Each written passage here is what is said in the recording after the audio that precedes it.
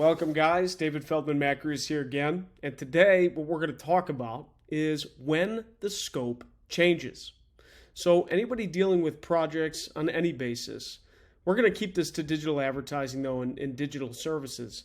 But anybody that is dealing with that sort of situation, scopes can change. Scopes can change a lot. So here's some common instances where that happens. Let's say you're a full-service creative agency, full-service agency. You handle everything. And you're doing digital ads for a client, specifically for paid search engine marketing. And when you do that, you have to do some things for that client, and they're not quite ready to get there. Maybe they need a couple website adjustments. Maybe they need their website needs to be adjusted as far as pricing or inventory or anything like that, and that's holding them up from starting to run ads with you. So you might think, well, okay, if it's just a couple website modifications, if that's all we have to do, then we can just help you out. Our agency, our freelance team, we can just help you, no problem, Mr. or Mrs. Client. We can definitely help you do that. I have been on that end literally countless amount of times. I think it comes more natural to people that want to help and want to give, which is a great thing, especially nowadays in this type of business. That'll win you a lot of business. But the counter to that is you can easily get lost and easily start doing a lot of things that is not included in your scope at all. Here's the other thing I hear, though, too. When you're really stringent on your scope or you're really stringent on your list of deliverables, it almost pigeonholes you in a way to the client. And I never like that. I never like to be pigeonholed into anything. And that's why it's this fine line, right? It's almost a spectrum. So today I want to talk about how to manage scope, how to deal with it when it changes, how to know it's changing, and how to do it in a successful manner that everybody benefits. So let's get started. Let's see. The first thing would be, how do I put this? The first thing would be, again, people say manage expectations. That's like a line you hear all the time. Manage your expectations, manage expectations, manage expectations. Yes, but there needs to be more to that. There should be evaluate expectations. That's a little bit different than managing, right? Managing is making sure everybody knows what's happening in this stuff. But you also want to make sure that whatever you're expecting to be done makes sense for everybody. So I'm going to call that evaluate expectations. And one of the main things about this is, again, recently had a client where they needed website modifications, and it was supposed to be pretty simple, and we were going to take care of it for them, and we were actually going to do this as added value.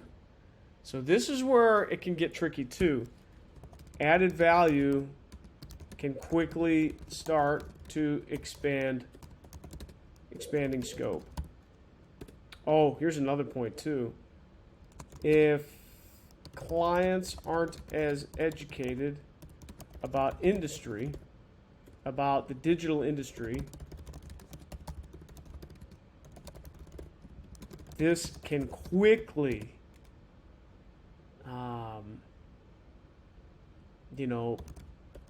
quickly broaden the scope. And I'll explain. So, added value. Okay, let's do an added value example. Added value example. Okay, we're going to do PPC management at a 15. What are we going to do? Let's do at a 20% management fee of ad spend.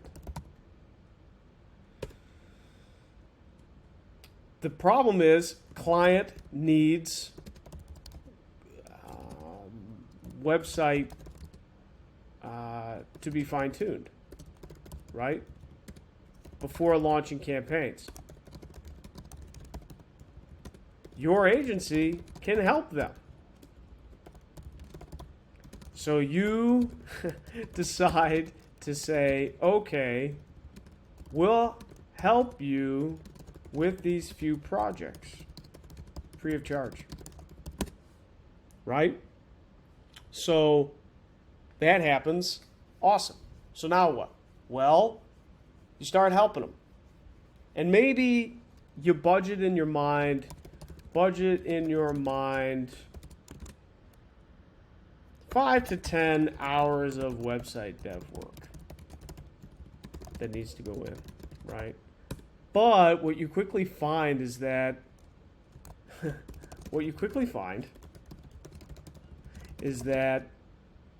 it becomes much more involved. So now maybe you're trying to finish the project and you're trying to get that going because you know, okay, we can run the paid search campaigns when all this is fixed.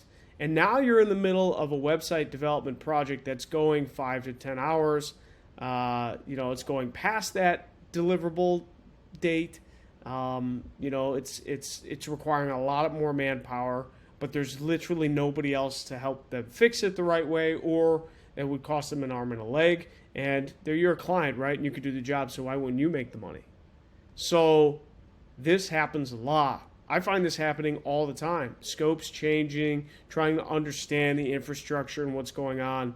This happens like in the agency space, especially if you offer a lot of different services, all the time, which begs to the point, okay, well, maybe we shouldn't offer all the services, which, is a very valid point.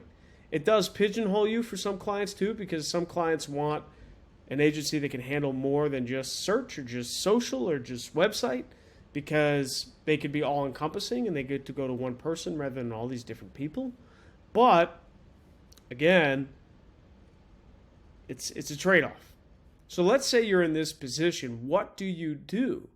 Well, you need to evaluate your own internal expectations. So evaluate internal expectations. How much time do we have into this project? Is this added value? How long do we project this to go forward until? And you start developing a list of these type of questions. And then what you're going to do is communicate internal expectations to client/stakeholders. Be honest, direct, upfront, and let them know what's going to happen. So, God, I learned this so big in my personal life recently. And I'm usually pretty okay at this, but I don't know, just dropped the ball and it's hitting me hard. But let's talk about it in the business sense. You want to be able to communicate those internal expectations to clients. So you want to be able to say to your client, you know what, we expected to have this amount of time, but it's actually 10 hours over than what we expected. Is this added value? I would also put in these are questions to ask yourself, right, before you communicate the internal expectations. But again, I would keep going with that. And, we can add a lot more questions to this. But you want to communicate it to the client/stakeholders in an honest way. Like, okay, this is how many hours we projected this to be. This is where we're at now. This is where we see it going. And in order to do this, we would normally have to get paid, and we would have to get paid X amount. How much money would you be charging retail for this project? That's a great way to add value, right? Especially if you're doing if you really just want the recurring business, and you really just want this 20% management fee, that's fine, and you want to run the paid ads, but you're kind of doing this website build until you can get to the point of the paid ads, because otherwise you might have to wait. So again, set deadlines, and then use if statements, if then statements, I should say. If this happens, we're going to do this. If this happens, we're going to do this. So like, if we are not able to finish this project by this date, then we need to reevaluate and we need to get paid. Or this is our rate, so you know. And you set a clear if then. Like if then is the best way to deal with changing scopes. Okay, like if this happens, then this happens. And it's basic logic, basic coding, right? Feedback systems. You know, that's when you can't predict everything that's going to happen. If we run into this much work, then we're going to do this. If the project takes us 2 weeks longer to accomplish, to get to that way where we can spend ad spend, then we're going to do X, Y, and Z. Whatever the case may be, right? If then statements will be your friend in everything. In everything. Because it's a really easy way to deal with these changing scopes. A couple things I would keep in mind too, and this is for more entrepreneurial, like younger businesses. More established businesses can get away with not doing this, I've noticed, but I always think it's a nice idea, but I want to give to the client. I think it's good when you do that. So, you know, throw in added value items. Like throw it in. Like, oh yeah, we'll take care of that. Don't worry about it. You know, build that into your package.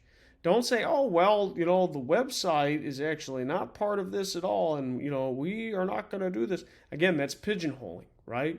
That's pigeonholing. It's better to say, you know what, we can take this project on, and we believe it's going to be completed in this amount of time. Here's the thing. We can do this for you. Now, if we go over this estimate, then what we're going to have to do is we're going to have to charge you, because that's the only right thing. But we want to help you get to that finish line, okay? So if it goes beyond this, if this happens, then we're going to do this. That's really the best way to handle any changing scope. It's right there. Use if-then statements. So, and that can be applied to everything. So I'm giving you some examples.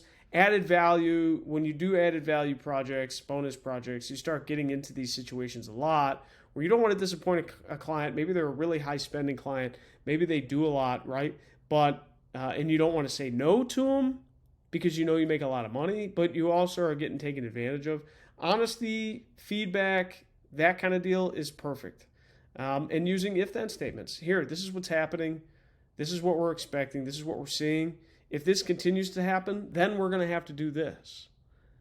And then you just got to be good with whatever those are. If you guys would like actual, more tangible examples of this, let me know. But this is the best thing to do when the scope actually changes. Use if-then statements. They are so good, and, you know, gosh, I wish my brain was firing on all cylinders today.